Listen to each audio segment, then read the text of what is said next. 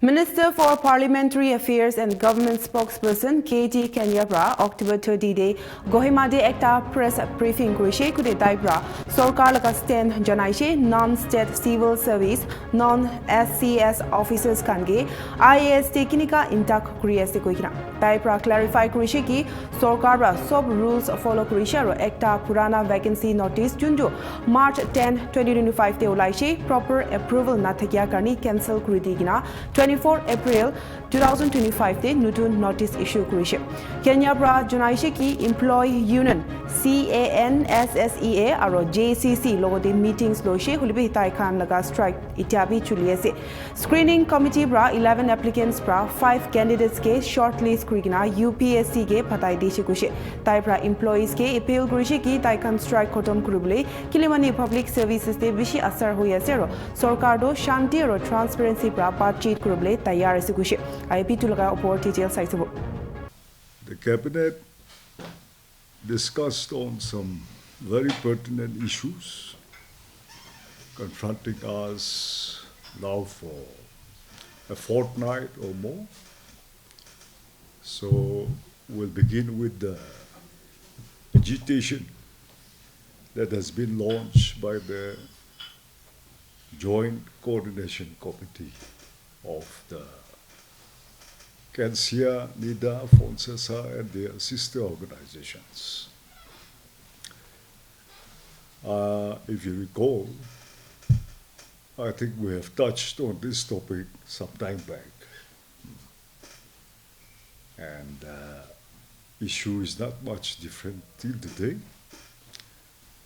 And despite the cabinet subcommittee on behalf of the government appealing to the JCC, they have not relented to our requests.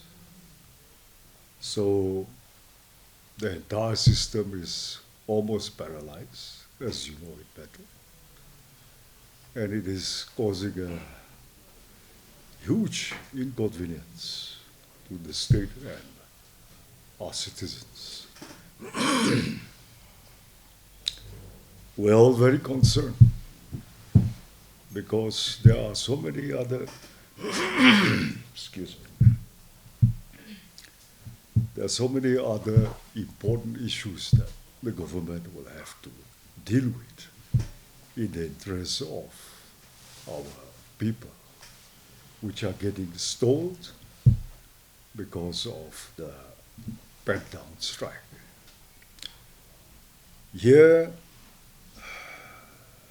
if we go back, they are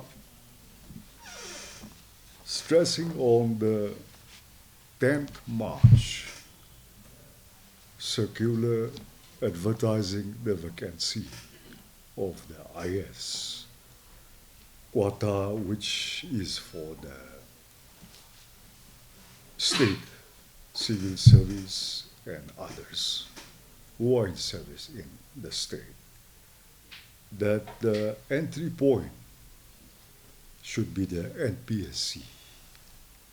And those who could not enter the services through the NPSC should not be entertained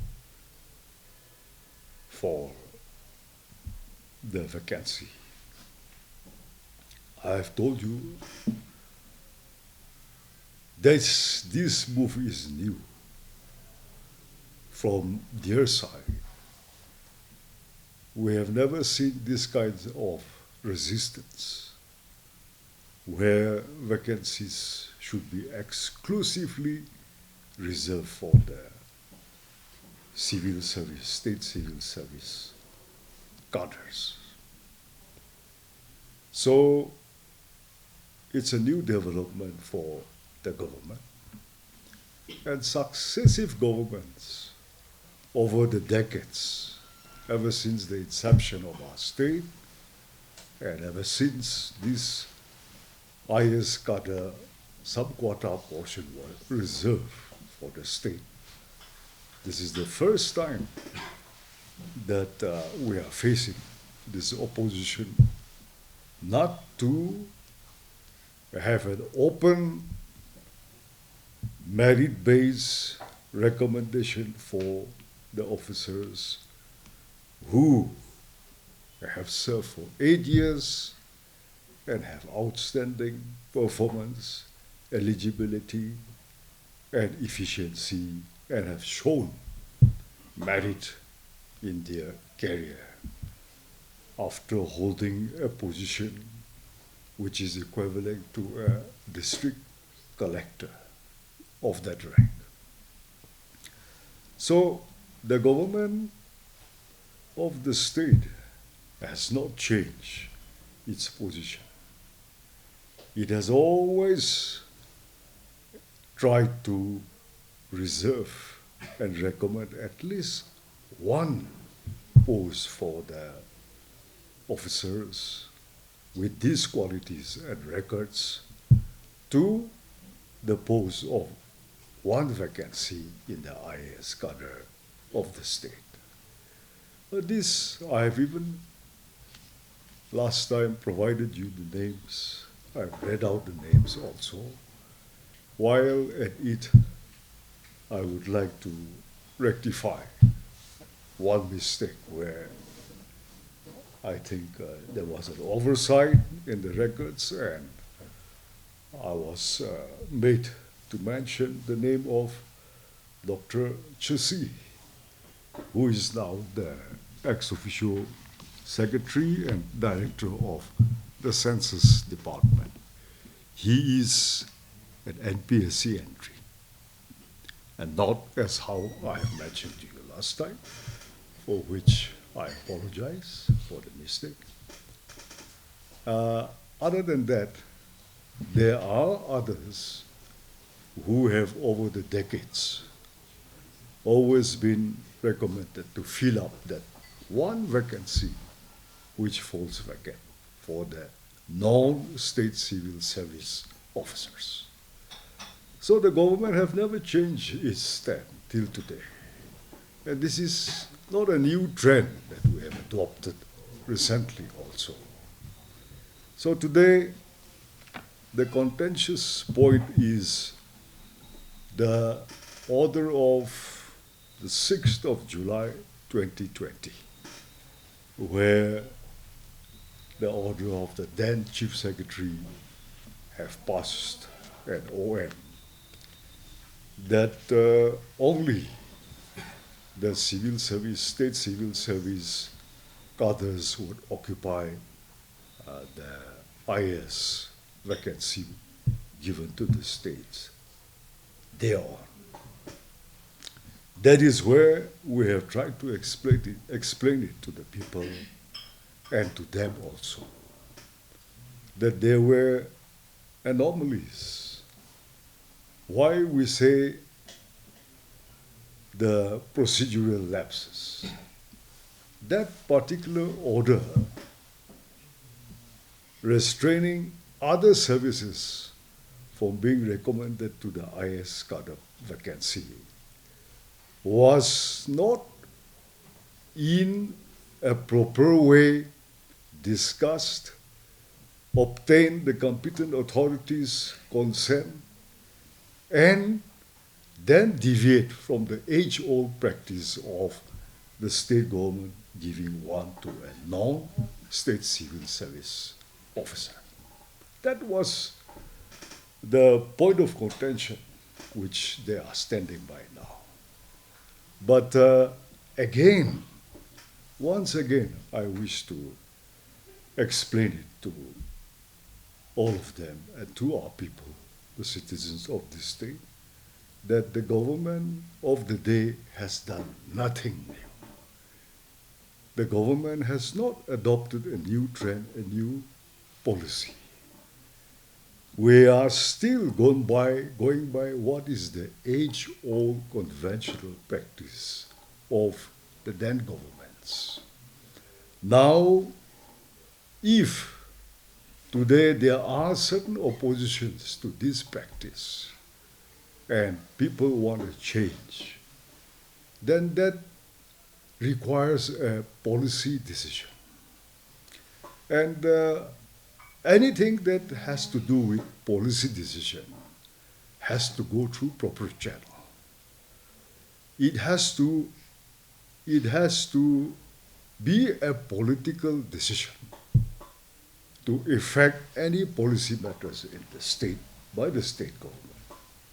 If at all there is going to be a change in the approach or the conventional practices over the decades, a paradigm shift in all these dealings, it calls for a political decision. Now, the 10th of March 2020 order did not have that kind of a political decision, and it failed to obtain the consent of the competent authorities. So it does not carry the weightage that it should to effect such a policy decision from doing away with entertaining even one vacancy for other services. But this is where we have to understand. Unfortunately, this time around, just before the advertisement was circulated, no, I think I'm getting a little confused. That order we're referring to is the 6th of July 2020. So this time around, 10th of March 2025, unfortunately, again, basing on that order, the executive, without obtaining the consent of the competent authority, had circulated this advertisement of one vacancy, wherein they have put that condition that he or she should be a state civil service entrant and not otherwise. So that is where the officers, the LCS officers have, state civil service officers have started objecting. But the government have to stand by its conventional practice. And after it was circulated, only the cabinet and others came to learn that that same old mistake again has been made. So on the 27th, in the cabinet meeting, this was reviewed, thoroughly discussed, and revisiting all the previous orders of the 2020, and also having relevance with the IS appointment and selection orders of 1954 and 1997, the DOPT guidelines, and everything that had been practiced were studied and were briefed to the cabinet. The cabinet had asked to withdraw the previous circulation advertisement. And it was recirculated on the 24th of April, you have seen it, where that particular condition stating that only state civil service candidates were eligible to apply for this IAS vacant post. That has been flooded. So now that all is said and done, we understand their contention and their new approach to this entire issue, that there should be a change. It is well taken. But as far as this time is concerned, at least when everything is already said and done, it may not be possible it will not be possible for the government to retract on its previous stand after the state screening committees have also already screened out, shortlisted from the 11 applicants to 5 and had already been forwarded to the center. So,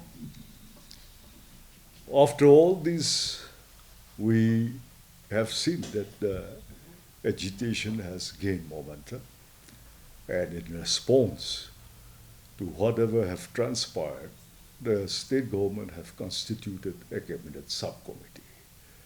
We have had thorough deliberations with the joint JCC, and we discussed. So after they have also reacted to us, the state cabinet has again met with their renewed representation again.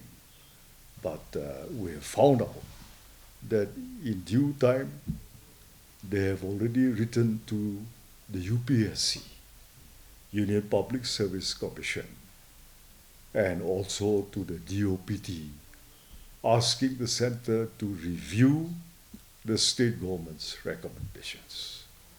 So now what we can do is we'll have to wait for the opinion of the DOPT, the UPSC, whatever their observation will be, whether the state government has violated the guidelines or flaunted some rules and regulations of the 1954 and 1997 IAS appointment and selection procedures or not. Shortlisted and have recommended will qualify or not, that depends on them. So this is where we are. But that is one aspect of it, to put our case to the center to let them decide on our future course of action and the fate of our candidates. The other side is we would still request that our issues, why not we solve it ourselves?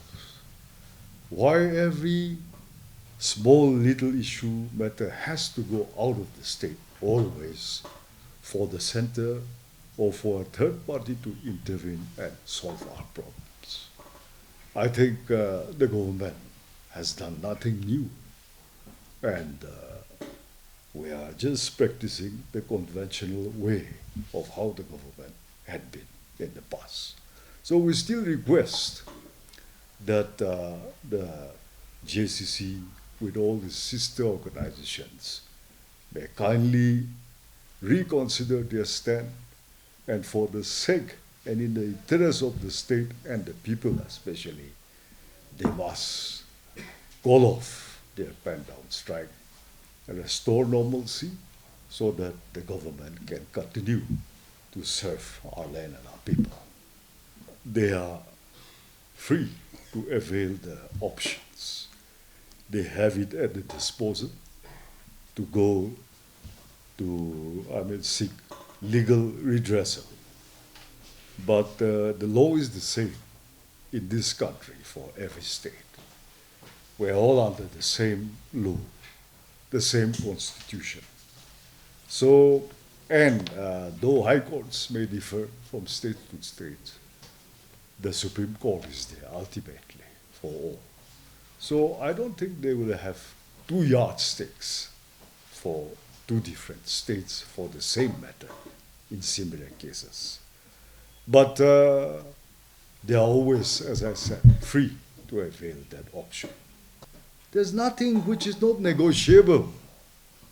You see, there's always room for understanding and for rectifications without having to go to this extent. We've had much more serious issues in the past, and we will continue to have many different issues with or without saying the looming issues that are hanging above us and all around us also. But if for everything we are to start agitating, and taking matters to the street and, paralyzing the functioning of the state, which is the last mechanism that is at least breathing and trying to serve, keep things moving in the state for our people. You will understand the feelings of the government. It's in a catch-22 situation, whether to react or whether to continue to endure this inconvenience. But to everything, there's a limit. And if we are pushed to the wall, then you know what will follow. And that is something we want to avoid at any cost. To be at loggerheads with our own hands and legs. See, they control the government machinery. So it's the most vital organ in the entire government machinery. So we are in such a position where we are almost helpless. Well, I would not like to say that. I wish it is as how we assume it is, that it was unintentional error and an oversight in their dealings with the procedures, and it was a procedural lapse only, without having to have any intentions or other ulterior motives. I wish that can be understood, and we'll keep it that way.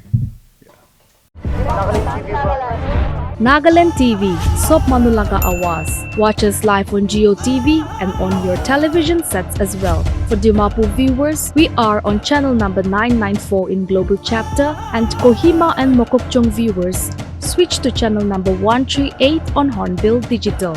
For all news and updates, follow us on Facebook, Instagram, YouTube, and Twitter.